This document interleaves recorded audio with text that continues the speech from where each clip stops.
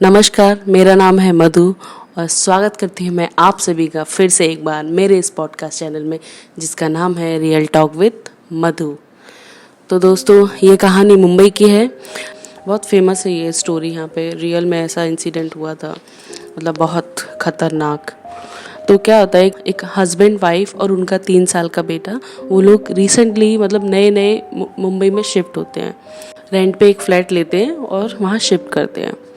तो मुंबई में तो कोई भी रहता है, सब इतना हार्ड मतलब इतना काम करते, टाइम नहीं मिलता है घर के काम करने के लिए। तो सबके घर में मोस्टली काम वाली बाई रहती है। तो वो आए, उनको भी चाहिए था, सब फैला हुआ था, अनपैक करनी थी चीज़ें, लगाना था सामान और जॉब पे भी जाना था। और अकेली हस्बैंड तो जॉब पे जाता था, तो अकेली वाइफ को सब हैंडल करना और बच्चे को प्रॉब्लम था। उन्होंने काम वाली वॉचमैन को बोला कि कोई बाई हो तो हमको बताना। तो वॉचमैन एक बाई को भेजता है। तो वो बाई आती है और उसके साथ एक उसका छोटा सा एक 3 साल का, उसका भी एक 3 साल का बच्चा था, वो 3 साल का बच्चा उसके साथ आता है। वो घर में आते हैं, वो लेडी बता देती है कि ये सब काम करना है, झाड़ू पोछा बर्तन जो भी रहता है। ठीक है, बात फिक्स हो जाती है। 2-3 दिन वो लगातार आती है, बच्चा भी साथ में आता है और साथ में चला जाता है। तो लेडी उसको कुछ पूछती नहीं और वो बच्चा आके उसके बच्चे के साथ खेलने लगता है रूम में। तो खेलते हैं वो लोग, बच्चे इतना ध्यान नहीं देते, इतना नए नए शिफ्ट करते हैं तो कितनी सब चीज़ें हेक्टिक हो जाती है, अपने काम में सब लगे हुए होते हैं। तो फिर एक दिन वो आती है और बोलती है कि 2-3 दिन का मुझे छुट्टी चाहिए, मुझे मेरे गांव जाना है। तो बोलती है ठीक है, आप ले लो। तो वो चली जाती है। वो लेडी होती है, वो जाती है, देखती है रूम में कि उसका बच्चा, उसके मतलब जो काम वाली का बच्चा था और उसके बच्चे के साथ बाई का बच्चा खेल रहा है। तो वो वॉचमैन को फ़ोन करती है, बोलती है कि वो बाई को ऊपर भेजो। तो वॉचमैन बोलता है वो तो जा चुकी है। तो वो पूछती है आपके पास नंबर है? मना करता है, बोला नहीं हमारे पास तो फ़ोन नंबर नहीं है। और कुछ ही दिन हुए थे आए हुए, तो वो लेडी ने भी नंबर नहीं लिया, उसको याद नहीं रहा। तो 2-3 दिन हो जाते हैं, बाई आती नहीं है और उसका बच्चा उसके घर में ही रहता है। तो वो सोचती है क्या करूँ, मेरे पास फ़ोन नंबर भी नहीं है कि मैं फ़ोन करके बताऊँ कि तुम्हारा बच्चा इधर रह गया। या उसको ये था कि वो देखेगी कि बच्चा साथ में नहीं है तो वो आएगी, लेकिन वो लेडी आती नहीं है। 4 दिन के बाद वो लेडी आती है।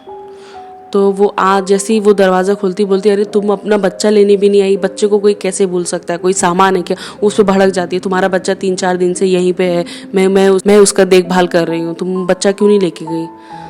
तो वो शॉक्ड हुई, बोली बच्चा? बोली मेरे साथ तो मेरा तो कोई बच्चा नहीं है। बोली बच्चा नहीं है? बोली तुम्हारे साथ तो रोज बच्चा आता है, तुम्हारा बच्चा मेरे बच्चे के रूम में है, चलो मैं दिखाती हूँ।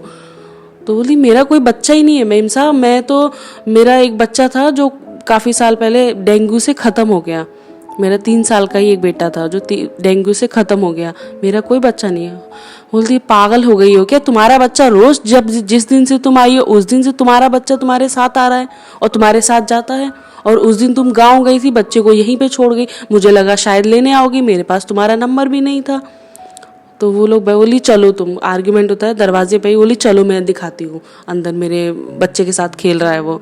तो वो अंदर रूम में लेके जाती है, तो देखती है किधर है बच्चा, वो भी देखती है बच्चा किधर है, बच्चा वहाँ पे नहीं होता है। वो बाथरूम में, दूसरे रूम में, सब जगह ढूंढती है, बालकनी में, बेड के नीचे, यहाँ वहाँ सब, बोला बच्चा था, बच्चा किधर गया? 3 दिन से उसका बच्चा, वो अपने बच्चे को पूछती है बच्चा था ना, वो भी बोलता है कि हाँ, मतलब छोटा बच्चा तो इतना बोल नहीं सकता लेकिन बोलता है कि बाबू बाबू करके ऐसे बोलता है। तो वो शॉक्ड हो जाती है, बोला उसको फिर इतना वो लगता है कि बच्चा मैं देखा है, 3-4 दिन मैंने उसको नहलाया धुलाया, खाना खिलाया, अपने साथ रखा, मेरे बच्चे के साथ वो सो रहा है, मेरे बच्चे के साथ खेल रहा है वो, और तुम कह रही हो कि बच्चा नहीं है, तुम्हारा बच्चा नहीं है कोई? तो वो बताती नहीं, बोली मेरा बच्चा नहीं है, मेरा बच्चा तो, मेरा एक बेटा था जो डेंगू जिसको हुआ, मैं उसकी डेंगू की वजह से वो ख़त्म हो गया। बाप रे, वो शॉक्ड हो जाते हैं सब लोग, क्या हुआ ये अचानक से।